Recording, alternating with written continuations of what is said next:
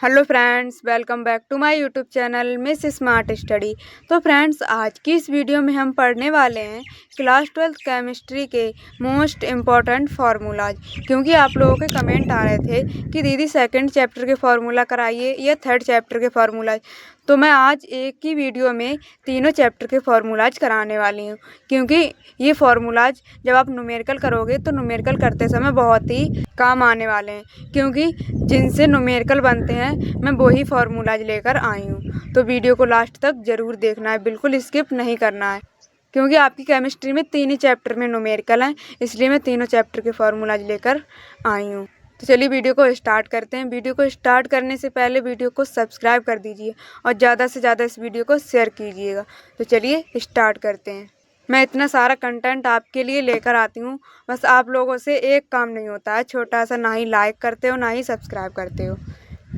तो ये छोटा ही सा तो काम है, तो आप कर दिया करो। तो चलिए वीडियो को स्टार्ट करते हैं। तो आपका फर्स्ट फार्मूला है मोलरता। आपके मोलरता से बहुत न्यूमेरिकल आते हैं। मोलरता और मोलरता ये आपकी सेम ही सूत्र होते हैं बिल्कुल। मोलरता को किससे डिफाइन करते हैं? कैपिटल एम से, और मोलरता को करते हैं स्मॉल एम से। तो इसका सूत्र होता है कैपिटल एम बराबर small W into 1000 upon M into capital W. अब ये क्या होता है? तो स्मॉल डब्ल्यू होता है आपका विलेय का द्रव्यमान, यानी विलेय जो कम मात्रा में होता है। अब विलेय और विलायक मैंने अच्छी तरीके से समझाया हुआ है, यूट्यूब पर वीडियो अपलोड है, आप देख सकते हो ये वाली वीडियो। स्मॉल डब्ल्यू होता है विलेय का द्रव्यमान और कैपिटल डब्ल्यू होता है विलायक का द्रव्यमान, यानी विलेय का भार या विलायक का भार, और एम होता है आपका विलेय का अणुभार। तो ये आपका सूत्र होता है एम बराबर small W into 1000 upon M into capital W. जब ये सूत्र कब लगेगा? जब आपका द्रव्यमान ग्राम में दिया हो, तब आपका ये सूत्र लगेगा। और नेक्स्ट सूत्र है एम बराबर small W into 1000 upon M into B. इसे बोलते हैं वैल्यूम, यानी आयतन। जब आपका द्रव्यमान आयतन में दिया होता है तो आपका ये सूत्र लगेगा। इसके दो सूत्र होते हैं, जब ये ग्राम में दिया होगा द्रव्यमान तो ये वाला सूत्र लगेगा, जब आयतन में दिया होगा तो ये वाला सूत्र लगेगा। और इसी प्रकार ये भी सूत्र है, बिल्कुल सेम सूत्र है। यानी मोलरता को एम से डिफाइन करते हैं, मोलरता को एम से डिफाइन करते हैं, और सूत्र दोनों के सेम होते हैं। यानी small W into 1000 upon small M into capital W, ये आपका मोलरता का सूत्र होता है। चलिए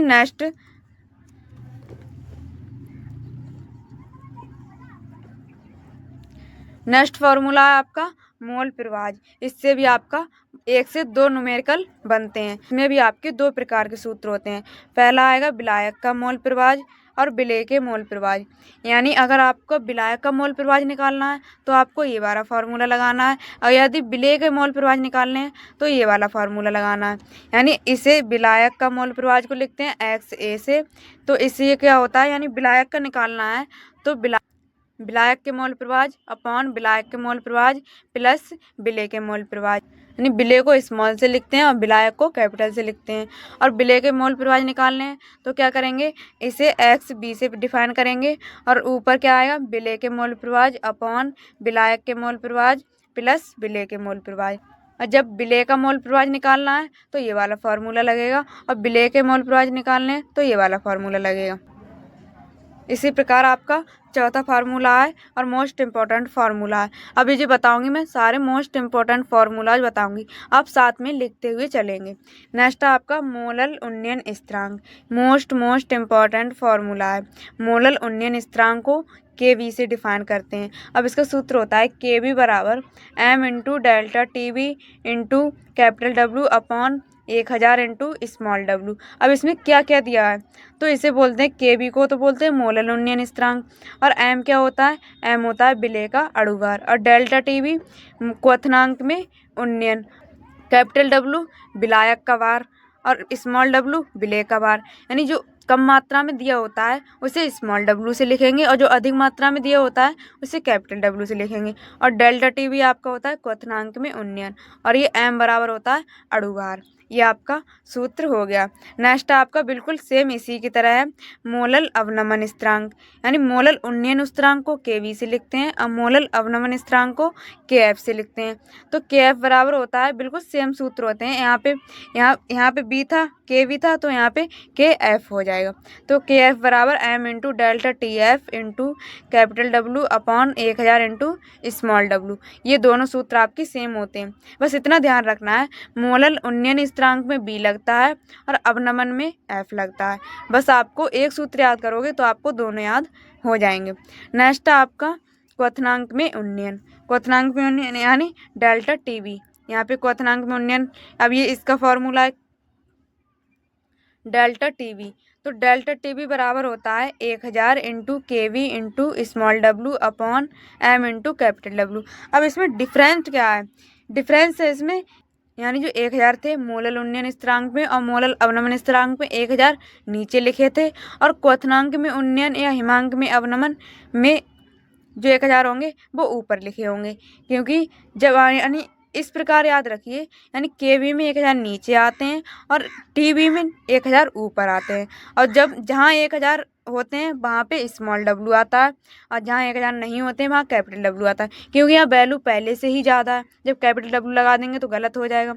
तो इसका सूत्र होता है डेल्टा TB बराबर 1000 into KV into small w upon M into capital W।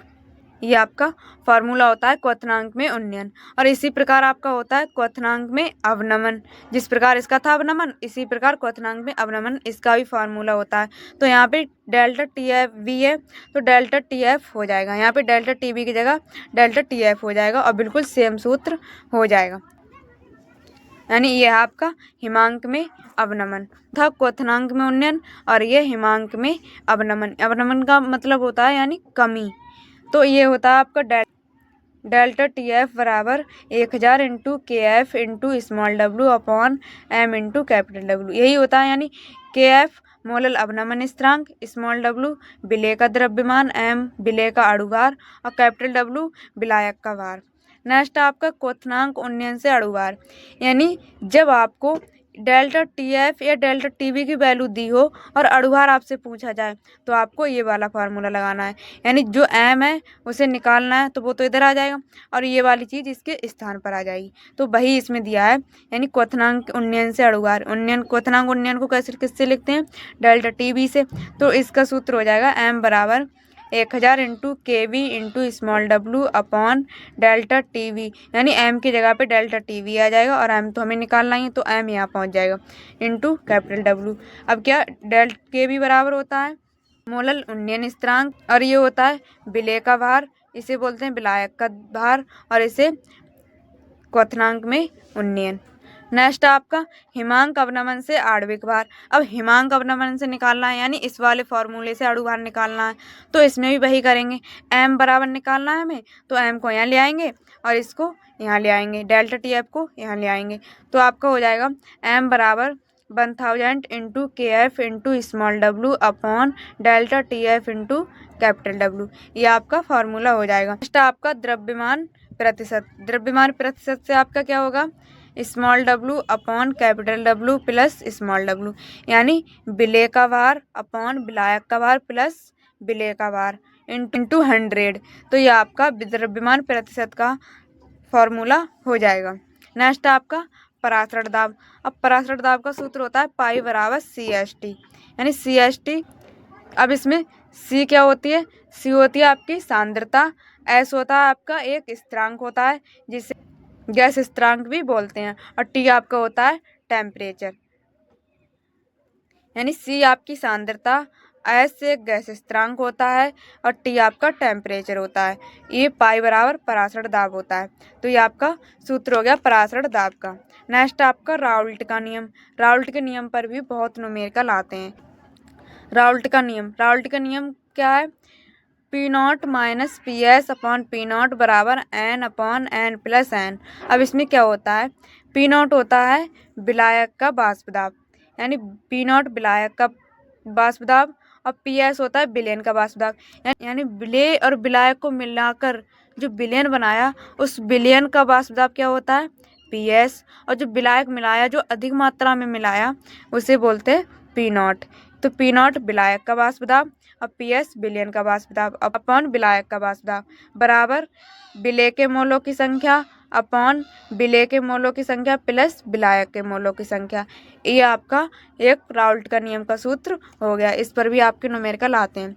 तो चलिए इसी प्रकार हम सेकंड चैप्टर के फॉर्मूला पढ़ते हैं, जिसका नाम है वैद्युत रसायन। इससे भी आपके बहुत न्यूमेरिकल आते हैं 3 से 5 नंबर के, यानी आपके 3 ही चैप्टर हैं उनसे ही न्यूमेरिकल आते हैं। आपके न्यूमेरिकल आते हैं 8 से 15 नंबर के न्यूमेरिकल आते हैं। इसलिए आप समझ सकते हो कि कितने न्यूमेरिकल इम्पोर्टेंट होते हैं। और जब न्यूमेरिकल करोगे तो फार्मूलाज की ज़रूरत तो पड़ती है, तो इसलिए मैं लेकर आई हूँ। तो आपका फर्स्ट फार्मूला क्या है? वैद्युत प्रतिरोध। यानी जितने भी मैं लेकर आई हूँ सारे मोस्ट इम्पॉर्टेंट हैं, क्योंकि इनसे आपके न्यूमेरिकल बनते हैं। 3 नंबर से लेके 5 नंबर तक के न्यूमेरिकल बनते हैं। और आपको 3 और 5 कितने मायने रखते हैं ये नंबर, यानी 1 नंबर भी बहुत मायने रखता है। तो पहला फार्मूला आपका क्या है? वैद्युत प्रतिरोध। अब वैद्युत प्रतिरोध को किससे डिफाइन करते हैं? आर से। तो इसका फार्मूला क्या होता है? आर बराबर रो एल अपॉन ए। यानी इसमें रो क्या है? विशिष्ट प्रतिरोध, एल क्या है? इसकी लंबाई, और ए क्या है? इसका क्षेत्रफल। यानी किसी भी तार को ले लो तो उसका ये रो क्या होता है? विशिष्ट प्रतिरोध, और एल यानी तार की लंबाई, और ए तार का क्षेत्रफल। यानी आपका होता है वैद्युत प्रतिरोध का सूत्र होता है आर बराबर रो एल अपॉन ए। ये विशिष्ट प्रतिरोध होता है, ये लंबाई होती है, ये क्षेत्रफल होता है, और इसका मात्रक होता है ओम। यानी वैसे ओम लिखते हैं और इसका सिंबल क्या होता है? इस प्रकार का। तो आपको ये मात्रक भी पता होने चाहिए, क्योंकि जब तक आप न्यूमेरिकल में मात्रक नहीं लिखेंगे तो आपके नंबर कट जाते हैं। मात्रक भी बहुत मायने रखता है। इसी प्रकार सेकंड फार्मूला क्या है? विशिष्ट प्रतिरोध। विशिष्ट प्रतिरोध को अभी हमने क्या बताया था? रो। यानी रो तो है आपका विशिष्ट प्रतिरोध। पहले आपको वैद्युत प्रतिरोध का सूत्र बताया था, अब विशिष्ट प्रतिरोध। अब विशिष्ट प्रतिरोध क्या होता है? रो बराबर आर ए अपॉन एल। यानी जो रो था वो यहाँ पहुँच गया, हमें रो निकालना है, तो रो यहाँ आ गया, और जो आर था वो यहाँ आ गया, और जो ए क्षेत्रफल था वो ऊपर आ गया, लंबाई नीचे आ गई। तो ये आपका विशिष्ट प्रतिरोध का फॉर्मूला हो गया। और इसका मात्रक क्या होता है? ओम मीटर। इसका वैद्युत प्रतिरोध का क्या होता है? केवल ओम होता है, और विशिष्ट प्रतिरोध का क्या होता है? ओम मीटर। चलिए इसी प्रकार हमारा नेक्स्ट फार्मूला है चालकत्व। अब चालकत्व को किससे डिफाइन करते हैं? जी से। तो इसका फॉर्मूला होता है जी बराबर 1 अपॉन रो। यानी रो वही प्रतिरोध। इसका मात्रक होता है सीमेंज ओम इनवर्स 1। इसे इनवर्स 1 बोलते हैं। तो इसका मात्रक होता है सीमेंज ओम इनवर्स 1। नेक्स्ट आपका विशिष्ट प्रतिरोध। मैं सारे एक तरफ से ही लिख के लाई हूँ। पहले मैंने प्रतिरोध के बताए, अब सारे चालकता के बताऊंगी। लाइन वाइज लिख के लाई हूँ, जिससे कि आपको कोई प्रॉब्लम ना हो। तो आप नेक्स्ट है विशिष्ट चालकता। अब विशिष्ट चालकता को किससे लिखते हैं? कापा। यानी के नहीं, इसे कापा बोलेंगे। कापा बराबर 1 अपॉन रो। यानी रो विशिष्ट प्रतिरोध। तो विशिष्ट चालकता का फॉर्मूला होता है कापा बराबर 1 अपॉन रो, और इसका मात्रक क्या होता है? Ohm inverse 1 centimetre inverse 1। इसी प्रकार नेक्स्ट फार्मूला आपका मोलर चालकता। मोलर चालकता को किससे डिफाइन करते हैं? लैम्डा एम से। तो मोलर चालकता बराबर होता है लैम्डा एम बराबर होता है कापा इंटू 1000 अपॉन एम। यहाँ एम क्या है? मोलरता। तो यहाँ कापा इंटू 1000 अपॉन एम यानी मोलरता, इसे मोलरता लिखते हैं। तो इसका मात्रक क्या होता है? Ohm inverse 1 centimetre square mole inverse 1। यह आपका मात्रक होता है। तो पहले मैंने किसका बताया? चालकता का, यानी चालकत्व का, फिर विशिष्ट चालकता, फिर मोलर चालकता, और फिर तुल्यांकी चालकता। तुल्यांकी चालकता को किससे डिफाइन करते हैं? लैम्डा ई क्यू से। तो इसका फॉर्मूला क्या होता है? लैम्डा ई क्यू बराबर कापा इंटू 1000 अपॉन एन। यानी एन यहाँ पे क्या है? नॉर्मलता। एन इसमें एम क्या था? मोलर चालकता में क्या थी? मोलरता थी। और तुल्यांकी चालकता में एन है, यानी एम से यानी मोलर से यहाँ पे मोलरता है। मोलर चालकता में मोलरता होती है, तुल्यांकी चालकता में नॉर्मलता होती है। यानी सिंपल सूत्र होते हैं। चालकता को किससे डिफाइन किया था? जी से। और विशिष्ट चालकता को कापा से, मोलर चालकता को लैम्डा एम से, और तुल्यांकी चालकता को लैम्डा ई क्यू से। और इनके फॉर्मूला तो ये तो दोनों सेम ही होते हैं। उम्मीद है कि आपको अच्छी तरीके से समझ में आ रहा होगा। फार्मूला आप लोग अपनी नोटबुक में ज़रूर नोट कर लेना, क्योंकि जब आप न्यूमेरिकल करोगे तो ये इनकी ज़रूरत बहुत पड़ेगी। इसलिए आप लोग अभी से अभी पेन कॉपी निकालो और सारे फार्मूलाज अभी नोट करो। तो इसका मात्रक क्या होता है? ओम इनवर्स 1 सेंटीमीटर इनवर्स 1 और तुल्यांक इनवर्स 1। या इसको इस तरह से भी लिख सकते हो, सीमेंस सेंटीमीटर इनवर्स 1 तुल्यांक इनवर्स 1, क्योंकि इसमें तुल्यांक ही दिया है, तुल्यांक की चालकता है तो तुल्यांक इनवर्स 1 आ जाएगा, और इसमें मोलरता दी है तो मोल इनवर्स 1 आ जाएगा। और इसको भी इस प्रकार से लिख सकते हैं, ओम ओम की जगह पे सीमेंस लिखेंगे, siemens centimetre square mole inverse 1, क्योंकि इसमें मोलर चालकता है तो मोलर चालकता का मात्रक में मोल लगाएंगे, मोल इनवर्स 1, और तुल्यांक की चालकता में तुल्यांक इनवर्स 1 लगाएंगे। अच्छी तरीके से समझ में आ रहा होगा। नेक्स्ट है आपका कोलराउस का नियम। कोलराउस का नियम मोस्ट इम्पॉर्टेंट है, क्योंकि इससे तो न्यूमेरिकल हर साल ही पूछा जाता है। तो कोलराउस के नियम को किससे डिफाइन करते हैं, लैम्डा इन्फिनेटिव एम, इससे डिफाइन करते हैं। फिर लैम्डा इन्फिनेटिव एम बराबर होता है, यानी कोई भी दो पदार्थ हैं, पहले पदार्थ को हमने x मान लिया, दूसरे को y मान लिया, तो x lambda E Q M plus और प्लस बस by lambda infinitive M minus, यानी एक पर प्लस चार्ज होता है और एक पर माइनस चार्ज होता है। नेक्स्ट है आपका विद्युत वाहक बल, यानी ये आपको विद्युत वाहक बल ईएमएफ की गणना करनी होती है, यानी इलेक्ट्रोमैग्नेटिक फोर्स। ये आपका फॉर्मूला आता है कि विद्युत वाहक बल ज्ञात कीजिए, न्यूमेरिकल आता है। ईएमएफ की गणना करने के लिए कौन सा फॉर्मूला लगाएंगे, ये वाला। तो इसका फॉर्मूला क्या होता है, ई नॉट सेल बराबर E naught cathode minus E naught anode. ये आपका विद्युत वाहक बल का सूत्र होता है, यानी ईएमएफ। शॉर्टकट में भी आता है कि ईएमएफ की गणना कीजिए या इलेक्ट्रोमैग्नेटिक फोर्स की गणना कीजिए, कैसे भी आ सकता है। तो इसका मात्रक क्या होता है, वोल्ट। नेक्स्ट आपका गिब्स ऊर्जा। गिब्स ऊर्जा का फॉर्मूला क्या होता है, गिब्स ऊर्जा को किससे डिफाइन करते हैं, डेल्टा जी नॉट से। और डेल्टा जी नॉट का फॉर्मूला क्या होता है, डेल्टा जी नॉट बराबर minus N E naught F. यहाँ पे एन क्या है, नंबर ऑफ इलेक्ट्रॉन, यानी इलेक्ट्रॉनों की संख्या, और ई नॉट क्या है, विद्युत वाहक बल, और एफ क्या है, फैराडे नियतांक। और फैराडे नियतांक का मान फिक्स होता है 96,500, आपको याद करना पड़ेगा। फैराडे का मान 96,500 और अणुओं की संख्या निकालनी होती है, यानी इलेक्ट्रॉनों की संख्या निकालनी होती है, और विद्युत वाहक बल का मान उसमें दिया होता है। और इसका मात्रक क्या होता है, जब ये ऊर्जा है तो इसका मात्रक जूल हो जाएगा, क्योंकि ऊर्जा का मात्रक जूल होता है। नेक्स्ट आपका निक्षेपित मात्रा, निक्षेपित पदार्थ की मात्रा, तो इसमें दिया होता है, इसका सूत्र होता है, निक्षेपित पदार्थ की मात्रा को W से डिफाइन करते हैं, और इसका सूत्र होता है W बराबर E इंटू आई इंटू टी अपॉन एफ। अब इसमें E क्या है, विद्युत वाहक बल, I क्या है, विद्युत धारा, और T क्या है, समय, और F क्या है, फैराडे नियतांक। उम्मीद करती हूँ कि मैंने जो भी फॉर्मूला बताया आपको अच्छी तरीके से समझ में आए होंगे, और आप लोग इनको नोट भी ज़रूर करेंगे, क्योंकि बहुत मेहनत से सारे फार्मूला ढूंढकर बनाकर लाती हूँ आपके लिए। चलिए इसी प्रकार पढ़ते हैं हम थर्ड चैप्टर के फार्मूला, जिसका नाम है रासायनिक बलगत। इससे भी आपके न्यूमेरिकल आते हैं। तो आपका फर्स्ट फार्मूला है अर्धायुकाल, इससे आपके न्यूमेरिकल बहुत बनते हैं। तो अर्धायुकाल को किससे लिखते हैं, टी हाफ से, यानी टी हाफ बराबर 0.693 अपॉन के। यहाँ पे के क्या होता है, वेग स्थिरांक, यानी के बराबर होता है वेग स्थिरांक। नेक्स्ट आपका वेग स्थिरांक। वेग स्थिरांक का सूत्र क्या होता है, यानी यहीं पे अब अगर अर्धायुकाल निकालने को बोला तो ये वाला फार्मूला लगाएंगे। अगर बोल दे वेग स्थिरांक ज्ञात कीजिए, तो वेग स्थिरांक का सूत्र कैसे निकालेंगे, के बराबर 0.693 अपॉन टी हाफ। जो टी हाफ यहाँ था वो यहाँ आ जाएगा, अगर के निकालेंगे तो। अर्धायुकाल निकालेंगे तो अर्धायुकाल यहाँ पे आ जाएगा, और वेग स्थिरांक यहाँ पे आ जाएगा। नेक्स्ट आपका प्रथम कोटि की अभिक्रिया के लिए सूत्र, यानी आपको प्रथम कोटि की अभिक्रिया के लिए पूछे तो आपको ये वाला फार्मूला लगाना है।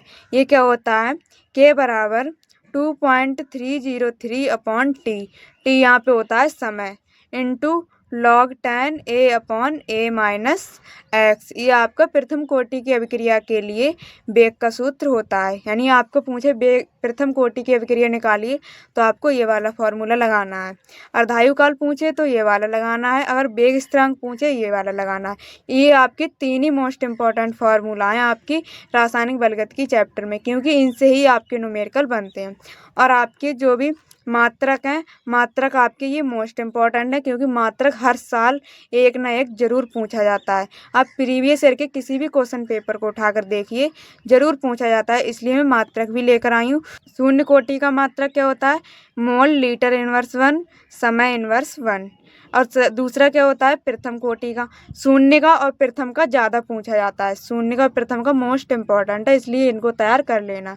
प्रथम कोटि का क्या होता है केवल सेकंड इनवर्स 1। शून्य कोटि का होता है मोल लीटर इनवर्स 1, समय इनवर्स 1, और प्रथम कोटि का होता है सेकंड इनवर्स 1। उम्मीद करती हूँ मैंने जो भी फार्मूलाज आपको बताए हैं सारे समझ में आए होंगे, और मैं एक एक चैप्टर करके आपकी न्यूमेरिकल भी करा दूँगी। और आप लोग सब्सक्राइब नहीं करते हो वीडियो को, अगर वीडियो अच्छी लगी हो तो वीडियो को लाइक कर दीजिए और चैनल को सब्सक्राइब भी कर दीजिए, जिससे कि आने वाला कंटेंट आप तक सबसे पहले पहुँच सके। तो चलिए मिलते हैं नेक्स्ट वीडियो में, तब तक के लिए जय हिंद, जय माता दी।